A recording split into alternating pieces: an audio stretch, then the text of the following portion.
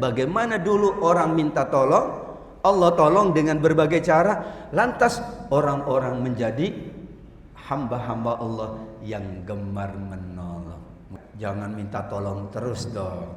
Jadilah kalian penolong-penolong Allah. Ya ayyuhalladzina amanu kunu ansarallah, atau ya ayyuhalladzina amanu in tansurullaha yansurkum. Hambanya Allah menolongnya, karena sifat Allah khairun nasirin, sebaik-baik yang menolong. Namun pertolongan Allah yang khusus adalah dalam rangka kita beribadah, beramal soleh. Tanpa pertolongan Allah tidak mungkin kita hadir bermajelis ilmu di masjid yang kita cintai ini. Sesuai dengan firman Allah, ya ayyuhalladzina amanu ista'inu bis-sabri was-shalah. Wahai orang-orang beriman, mintalah tolong kepada Allah dengan bersabar dan dengan menunaikan sholat. Bersabar berarti pertolongan yang umum, karena semua orang kalau sakit, kalau sulit bersabar. Tetapi pertolongan Allah yang khusus adalah dalam keadaan sulit, dalam keadaan sakit, ia tetap sholat. Itulah pertolongan Allah yang khusus. Mudah-mudahan semua pertolongan Allah yang umum maupun yang khusus menambah keimanan dan ketakwaan, serta menambah pula kedekatan kita dengan Allah Subhanahu wa ta'ala. Amin ya rabbal alamin. Salawat dan salam kita sampaikan kepada Rasulullah Nabiullah Muhammad sallallahu alaihi wasallam. Yang paling agung di antara yang sudah dijalankan Nabi adalah menyiapkan al-ansar, artinya para penolong. Saat Nabi berhijrah ke Madinah, yang sedang disiapkan oleh Nabi, yang terus-menerus disiapkan oleh Nabi adalah al-ansar, orang-orang yang nanti gemar menolong, orang-orang yang suka menolong. Itulah ahlul Madinah, penduduk Madinah. Pada saat kaum muhajirin berhijrah, Allah menyebut mereka sebagai wal ansar. Mudah-mudahan kita pula dengan pertolongan Allah yang umum dan khusus, kita menjadi para penolong-penolong untuk Allah, untuk agama Allah, untuk bangsa yang kita cintai ini, serta untuk sesama umat manusia. Amin ya rabbal alamin. Pembukaannya tentang pertolongan, karena tema kita adalah pertolongan Allah dalam Al-Quran. Dari muqaddimahnya tentang pertolongan, sadaqa wa'dahu wa nasara abdahu. Nabi pula bagaimana menyiapkan para penolong. Kita khususnya pengurus Masjid Darussalam sedang menyiapkan para penolong. Anak-anak penghafal Quran nanti menjadi penolong-penolong kita semuanya. Anak-anak soleh dan solehah menjadi penolong-penolong insya Allah. Apalagi hari ini insya Allah sebentar lagi atau satu hari ke depan kita akan mengingat kembali pertolongan Allah untuk seluruh pahlawan, untuk seluruh ulama, para kiai, atas berkat rahmat Allah, ada pertolongan Allah, ada nikmat Allah bernama kemerdekaan Republik Indonesia yang ke-80. Baik, kita awali apa yang dimaksud dengan ayat-ayat pertolongan atau pertolongan Allah dalam Al-Quran. Ada 3 kategorinya. Disebut dengan ayatun nasr, ayat-ayat pertolongan, atau ayatun nasrullah, ayat-ayat pertolongan Allah. Yang pertama, ayat-ayat yang membahas dan menceritakan bagaimana orang-orang dahulu ditolong oleh Allah, bagaimana mereka memohon pertolongan kepada Allah.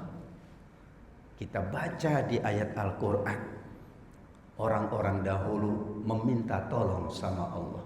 Wa'fu anna waghfir lana warhamna anta maulana fansurna 'alal qaumil kafirin. Siapa yang minta tolong itu? Di surat Al-Baqarah 286 yang minta tolong adalah orang-orang dahulu. Ada yang mengatakan para sahabat Nabi radhiyallahu anhum ajma'in. Maka disebutlah ayat itu di antara ayat pertolongan Allah. Karena dulu orang minta tolong sama Allah, kemudian Allah menolong mereka. Karenanya yang kedua ayat-ayat pertolongan adalah bagaimana setelah mereka minta tolong Allah menolong, dan Allah menolong dengan berbagai cara.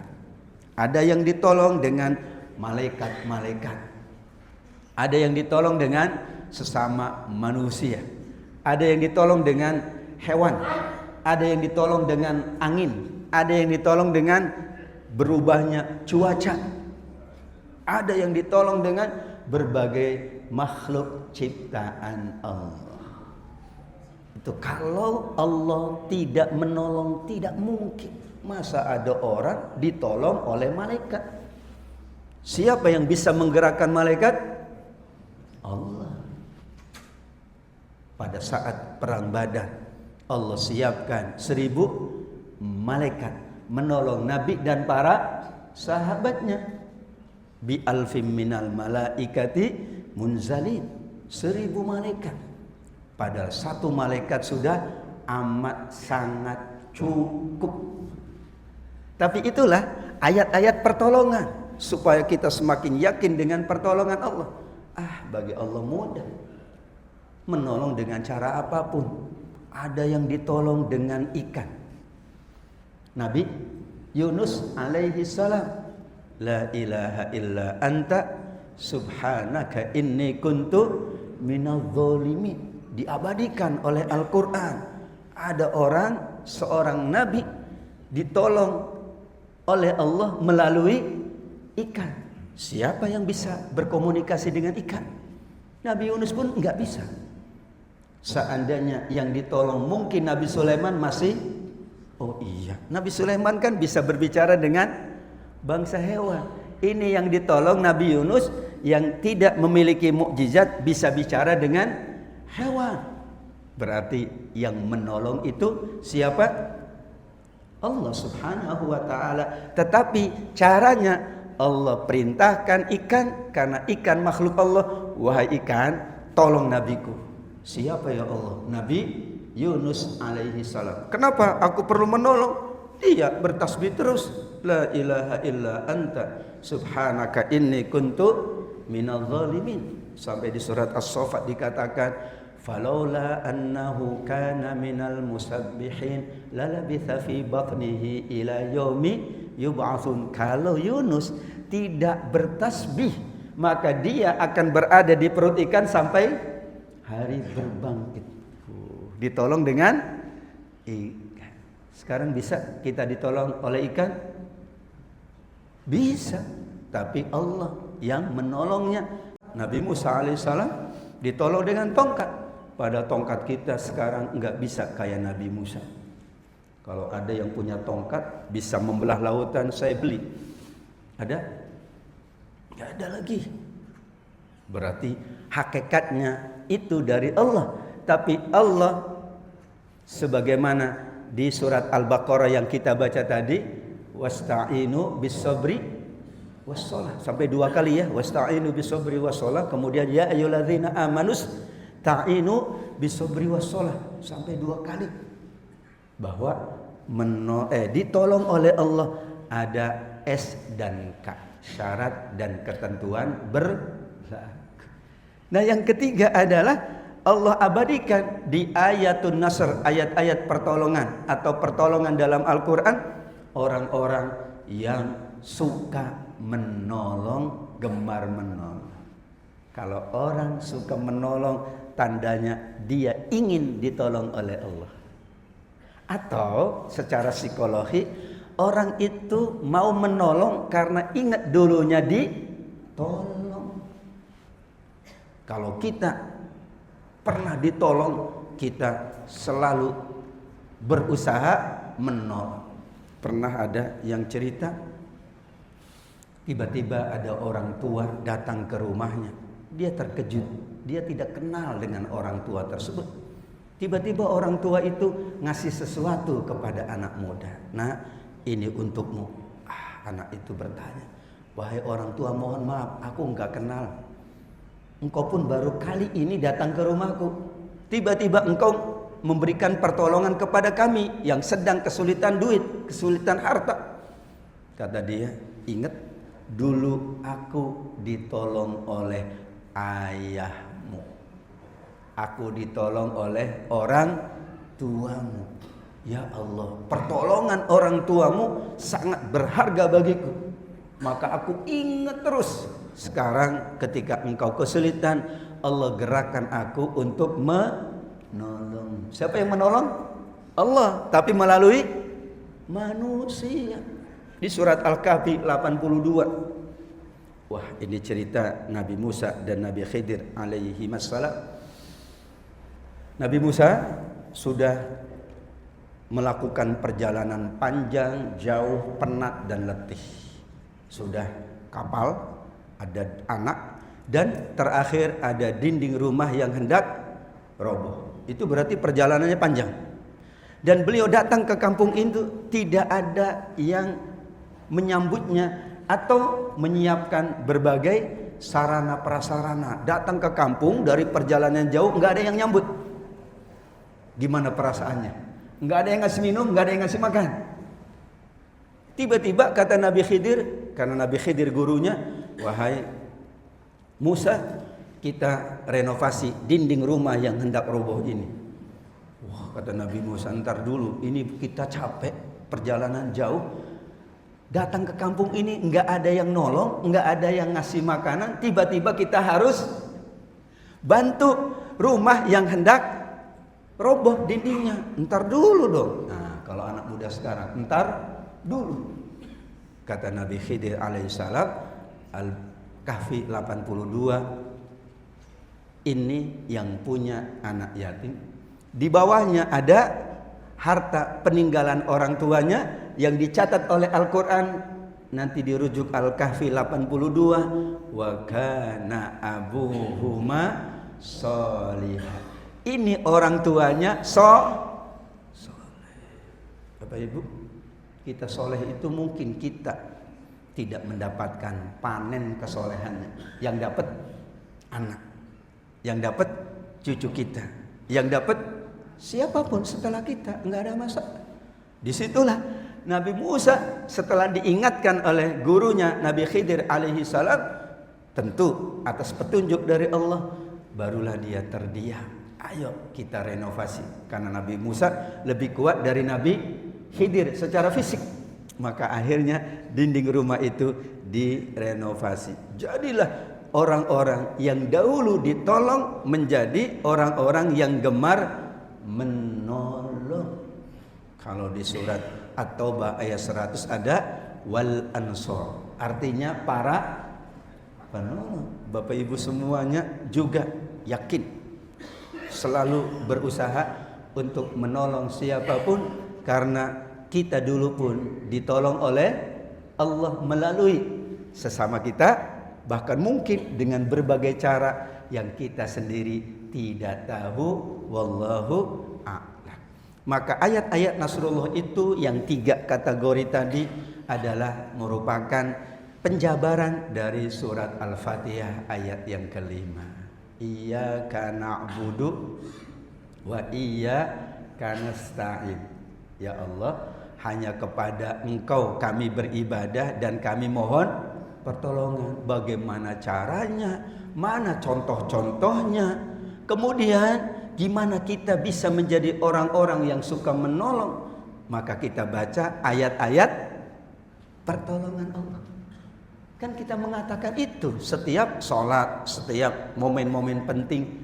Iyyaka na'budu wa iyyaka nasta'in. Hanya kepada Engkau ya Allah beribadah dan memohon pertolongan. Gimananya? Kan tidak disebutkan di Al-Fatihah. Adanya di ayat-ayat pertolongan. Maka itulah tafsir ayat dengan ayat. Jadi kita lebih luas lagi memaknai surah Al-Fatihah ayat yang ke-5. Itulah makna atau definisi dari ayat-ayat pertolongan yang disebut dengan ayatu nasrillah. Jangan hafal ayat-ayat cinta aja. Ayat-ayat apa lagi, Bu? Ini yang harus kita hafal, ayat-ayat pertolongan Allah. Tapi ayat-ayat cinta, ya bolehlah. Asal cinta Allah. Kalau cinta Allah ada ayat-ayatnya.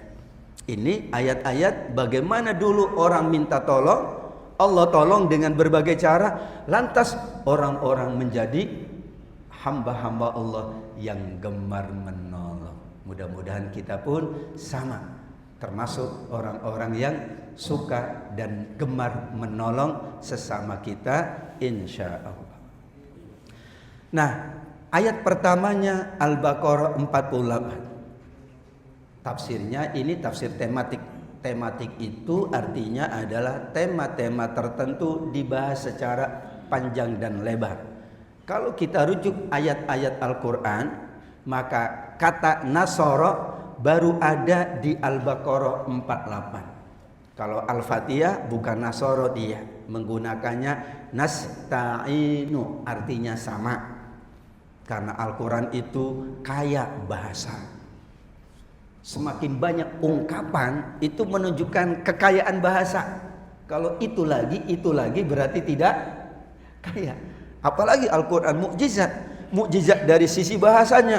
Sekian ungkapan, bagaimana Allah Subhanahu wa taala membahasakan, kadang aku, kadang kami, ya, inna nahnu kami, kadang aku ana, kadang meminjam. Contoh dari lebah, wa auhayna ila wa auha rabbuka ila nahli.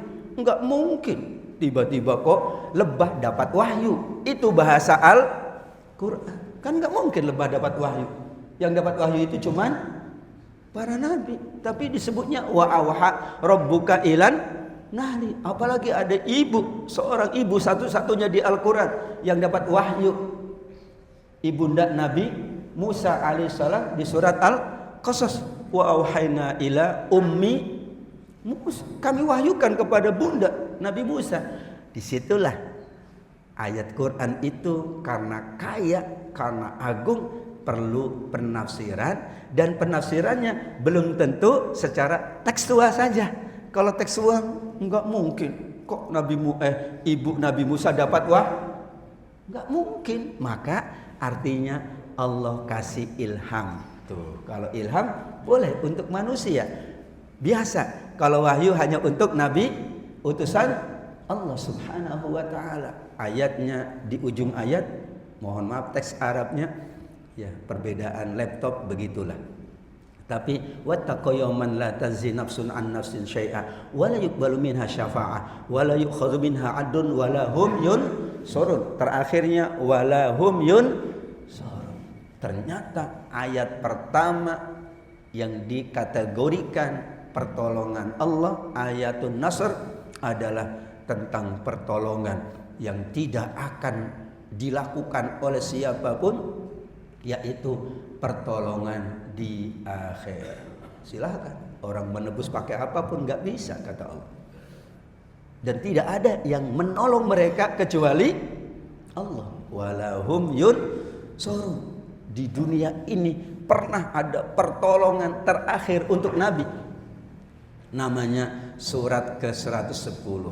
Disebutlah dengan surat pertolongan. Suratun Nasr. Kenapa pertolongan terakhir? Bisa dibayangkan kalau kita hadir saat itu, pada saat Fatu Makkah, mungkin kita akan menangis sujud. Wa ra'aitan nasa yadkhuluna fi dinillahi. Itu pertolongan terakhir Allah kepada Nabi. Karena itu pertolongan tertinggi. Sekaligus setelah surat An-Nasr turun, Nabi Muhammad SAW beberapa bulan diwafatkan oleh Allah. Disebutlah pertolongan terakhir. Kalau kita bisa tahu pertolongan terakhir, nggak tahu. Setelah ditolong ini, ntar ada lagi ditolong lagi. Sampai kita menghadap Allah, itulah pertolongan terakhir di dunia. Tapi jangan lupa Al-Baqarah 48. ada pertolongan yang kita nantikan, pertolongan Allah dalam kehidupan akhirat. Bisa saja orang ditolong di dunia, di sono enggak ditolong. Bisa saja orang di dunia tidak ditolong, di sana malah ditolong. Yang kita mau di dunia kita ditolong, di akhirat pun kita ditolong oleh Allah Subhanahu wa taala. Syaratnya mudah. Allah perintahkan manusia memohon pertolongan kepadanya dengan menjalankan amal sebagai syarat. Diwakili di surat Al-Baqarah 48 ini, bukan 48 ini, sepertinya 45 ya. Kenapa sama dengan yang atas? Kan gak mungkin ya. Betul Ustaz ya? Imam ya? 45. Karena ada 153. Ini salah tulis ini. Maklum, sudah malam mungkin nulisnya ya. Harusnya enggak begitu ini ya, maaf.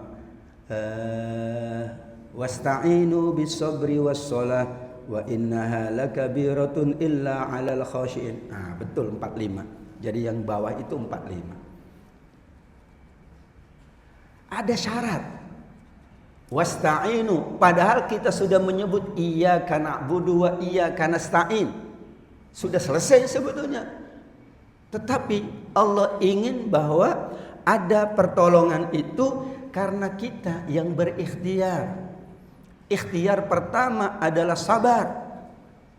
Dan itu melekat pada seluruh manusia. Siapapun pasti sabar. Orang baik pun sabar. Orang gak baik, sabar dia. Sabarnya siapa ya? Kalau gak dapat makanan, sabar dia. Nunggu sampai dapat makanan, sabar gak? Ada yang sabar berbuat dosa, ada? Ini bahasa umumnya aja, sabar. Pokoknya tunggu sampai jam 2 pagi, sampai tidur semua penghuni rumah, baru saya masuk.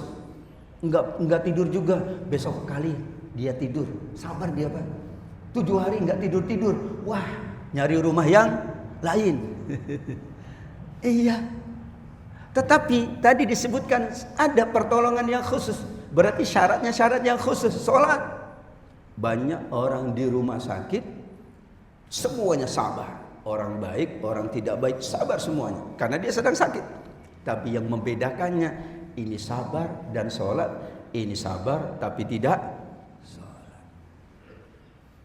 Sama-sama sabar. Tapi bedanya ini sabar pakai sholat. Yang satu sabar dia pakai sholat. Enggak punya apa-apa. Dia sabar memang. Tapi ada yang sabar dengan infak sedekah. Ada yang sabar cuman, ya udah aku sabar aja. Tuh. Makanya digabungkan oleh Allah. Sabar itu ada syaratnya. Syarat pertama adalah sunnatullah, yaitu pertolongan Allah adalah ada sunnatullahnya, ada al-asbabnya. Kenapa ini begini? Karena ini. Kenapa pagi hari begini? Iya, karena matahari belum terbit. Kenapa malam hari Allah gelapkan? Itu sunnatullah. Tapi di balik sunnatullah ada sunnatus syariahnya, yaitu tuntunan Allah. Pernah ke rumah sakit? Berapa persen yang sholat? Wallahu a'lam. Pernah naik bis, naik kereta api? Berapa persen yang sholat? Sama-sama sabar.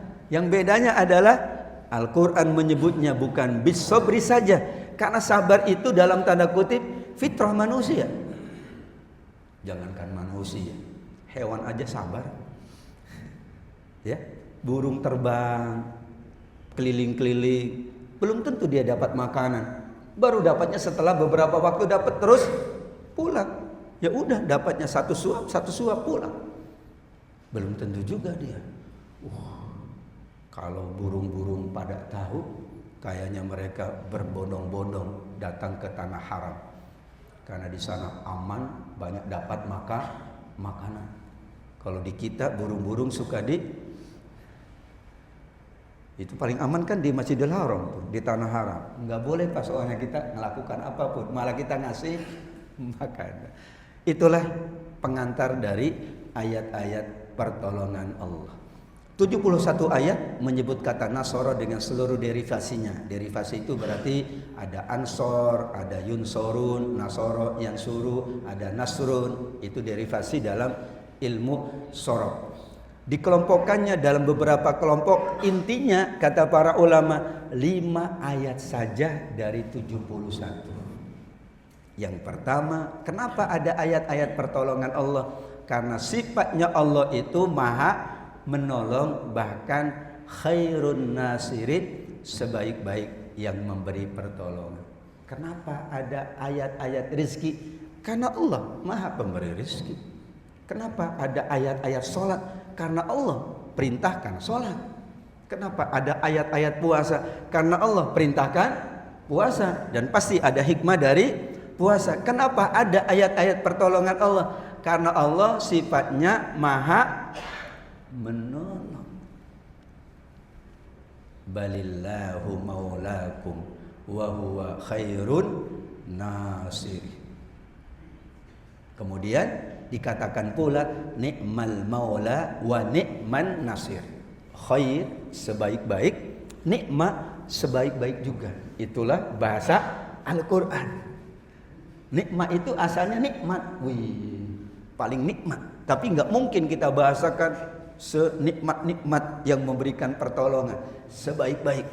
Maka ni'mal maula wa ni'man nasir artinya khairun nasir. Kenapa itu disebut oleh Al-Quran tentang Allah Subhanahu wa taala bukan hanya maha menolong, sebaik-baik menolong. Syekh As-Sa'di rahimahullah mengatakan, jika manusia berpaling dari ketaatan, maka kita semakin diyakinkan oleh Allah bahwa yang melindungi, yang memberikan perlindungan adalah Allah. Menyampaikan kebaikan, memudahkan urusan dunia dan agama, sebaik-baik penolong yang menolong dari tipu daya orang-orang yang jahat. Yang paling tinggi Allah maha menolong, sebaik-baik menolong, karena di akhirat yang kuasa menolong hanya Allah. Wa ma lakum min dunillahi min waliyyi wala nasir. Kita menolong itu di dunia aja, bisanya di dunia aja. Kalau Allah menolong dunia kita nolong di akhirat bisa? Bisa kalau Allah mengizinkan. Man dzalladzi yashfa'u indahu illa bi'izni. Allah izinkan Nabi Muhammad. Iya. Tapi Nabi Muhammad hakikatnya enggak bisa menolong di akhirat. Tapi Allah izinkan. Man dzalladzi yashfa'u indahu illa bi'izni. Para penghafal Quran hakikatnya enggak bisa, manusia biasa. Tapi Allah mengizinkan untuk bisa menolong. Ya. Kenapa? Karena Allah sebaik-baik menolong itu di akhirat. Tetap saja Allah hakikatnya yang maha menolong, tapi Allah izinkan hamba-hambanya menolong sesamanya. Jika tidak, mohon maaf beribu-ribu maaf, tidak ada yang bisa menolong kita kecuali diri kita di akhirat kelak. Tapi Allah maha menolong dan sebaik-baik menolong. Allah izinkan, Muhammad, engkau tolong hamba-hambamu, kasih syafaat. Wahai orang-orang soleh dan solehah, silahkan menolong sesamamu. Disebutlah di surat Ar-Ra'd 23, di surat Al-Mu'min ayat yang ke-8, bahwa nanti penghuni surga itu adalah terdiri dari yang soleh dari orang tua mereka, istri dan suami mereka, serta anak keturunan mereka. Wa man sholaha min abaihim wa azwajihim wa dzurriyyatihim. Allah mengizinkan, silakan kamu masuk bersama orang tuamu, suami bersama istrimu, istri bersama suamimu. Gimana Bu?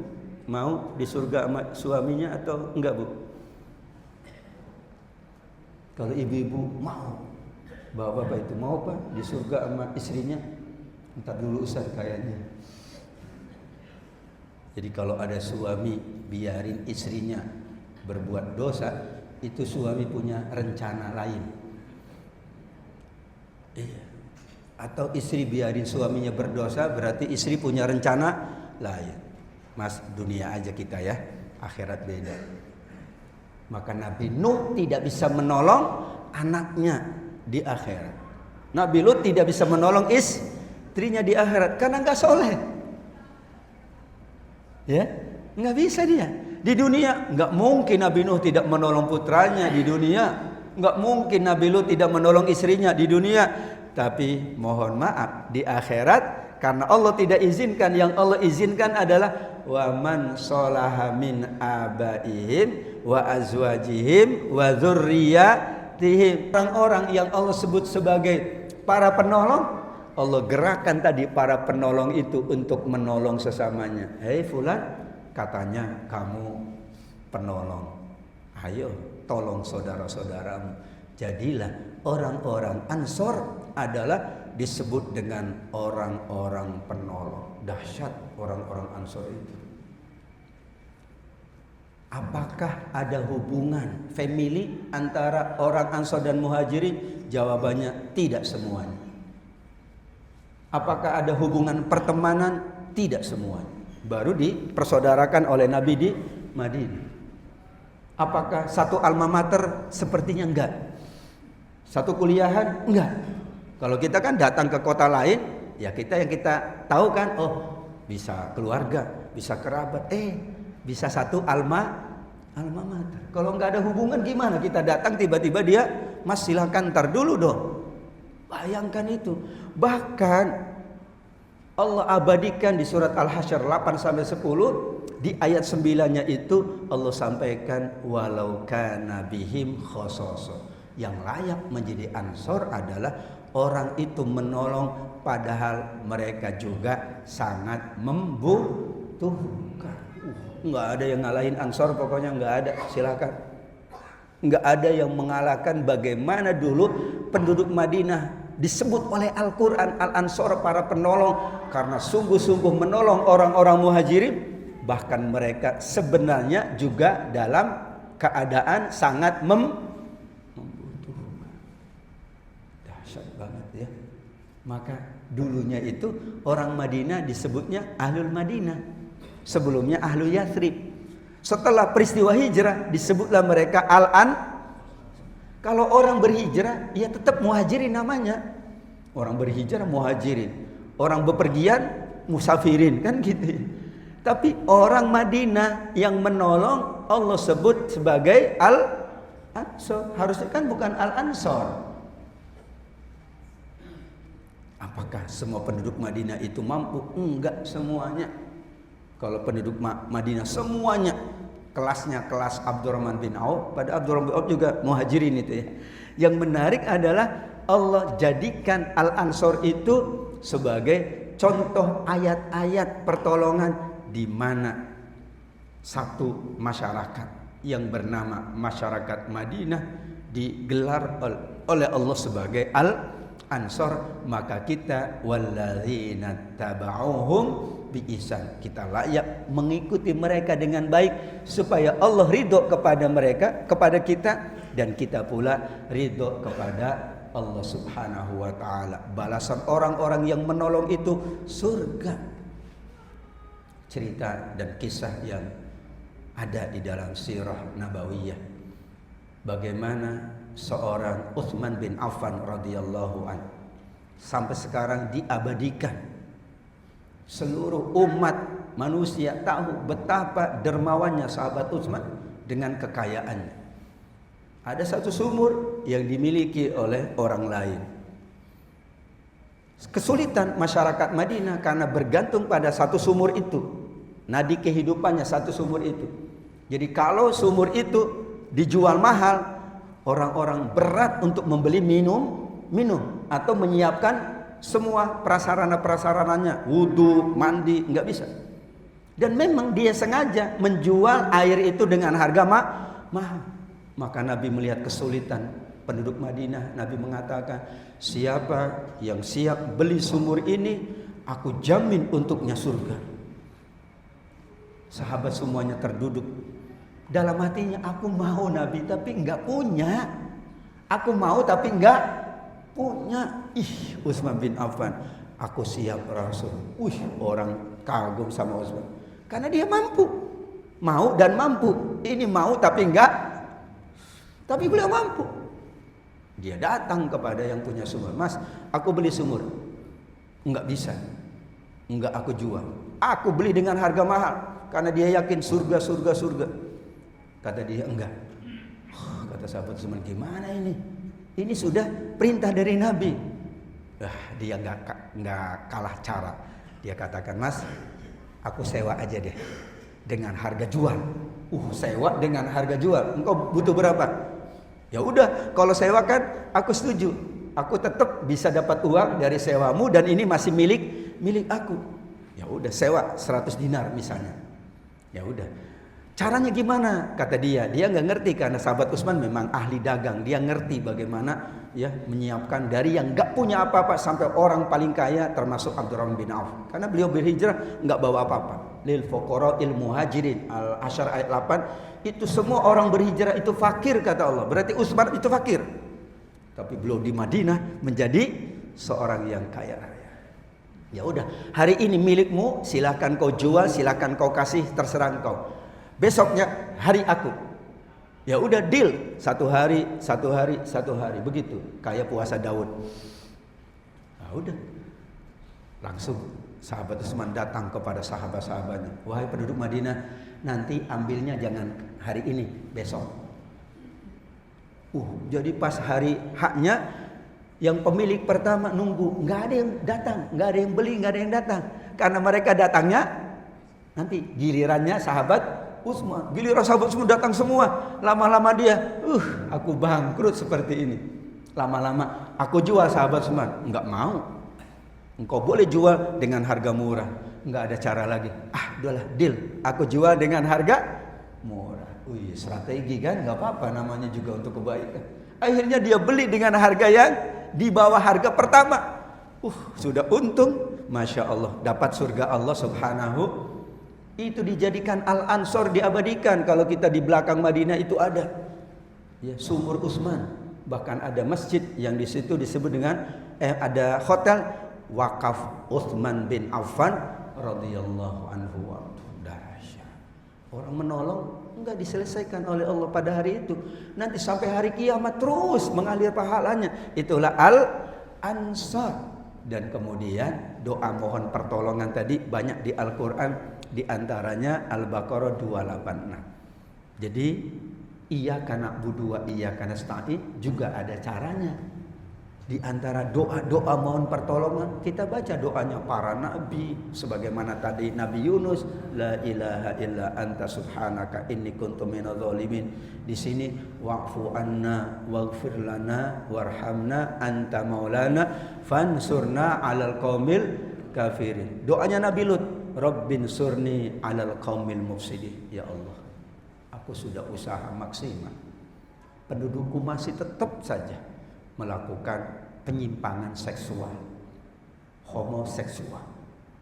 Bahkan Nabi Lut terakhir itu sudah menyampaikan kepada kaumnya, wahai teman-temanku semua, kalian tidak usah melakukan itu tercela. Sebelumnya belum ada orang yang melakukan kayak kalian. Ini putri-putriku, kalian nikahi silakan. Sampai begitu. Iya, memang begitu. Putri-putriku kalian nikahi, udah selesai. Penyakit ini akan hilang. Kata mereka, enggak. Datanglah tamunya Nabi Lut, yaitu malaikat-malaikat yang menyerupai laki-laki yang tampan. Mereka nunggu di depan rumah. Masya Allah. Itulah Rabbin surni 'alal qaumil mufsidin. Ya Allah, aku sudah usaha maksimal. Istriku juga enggak mau pada akhirnya. Maka tolonglah aku dengan menimpakan azab atas kaum yang berbuat kerusakan, yaitu kaum Sodom. Karena itu paling merusak. Apa ciri merusaknya?